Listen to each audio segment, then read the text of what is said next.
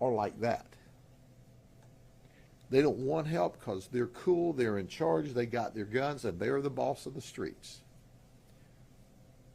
But we'll never say never, and we'll always give them the opportunity to mend their evil ways, or we'll help them mend their evil ways. Sheriff, any message for the community? Because I know some of these firearms are stolen out of vehicles. Some of these firearms are stolen out of vehicles, and some of these firearms were never reported stolen. So some people had their guns stolen, and they go, I'm not going to call. But I would much rather be on record, if I were one of them, saying, I don't own that gun anymore, somebody stole it. But we know the vast majority of these guns are stolen. People just don't call and report them to us.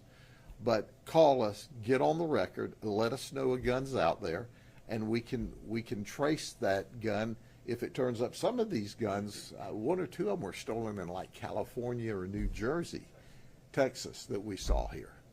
So these guns travel all across the United States, and we can't do this by ourselves.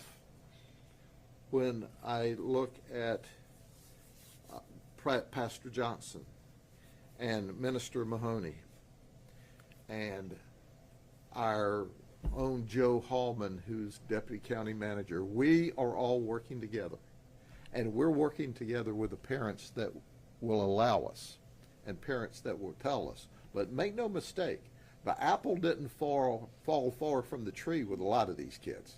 Their mamas and daddies were the generation before them that were mean and didn't want our help.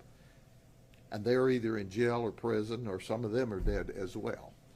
So we're dealing with a finite number of folks that are very dangerous. And if you don't think one of those kids won't shoot you graveyard dead, just look in their eyes and look in the barrel of their gun, and you'll see that they will shoot you. And our officers and deputies are the ones taking those guns away from them and locking them up so that they can't hurt themselves and they can't hurt someone else. Okay? If the pastor or minister could answer what difference you've seen, positive difference that you've seen in the community since these people have been taken off the streets and the operations have happened. It's been a big difference due to the fact that Polk County Sheriff Department is doing their job, and they're doing it with excellence.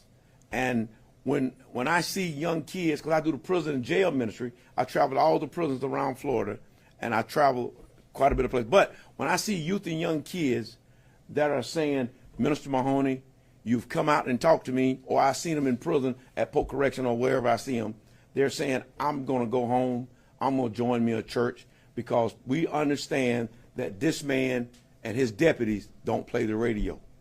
And for that to be said, it makes me feel good as a minister, because when I go to the prison to speak to the groups of kids, and we're doing water baptism, we're doing a lot of different things in the prison that we wasn't able to do in the past. Now to see kids in prison that are in a faith base, and they're getting water baptized, and they come home, they're saying they're not going to be a part of the gangs anymore because they know this man will lock you up. And I've seen a lot of kids around, from young kids up until 30, 40 years old in prison, in whatever prison they're in right now today, that are saying that when they do get out after 15, 20 years of being locked up by this man, they're going to come home and join the church and do something different from what they did from gangbanging.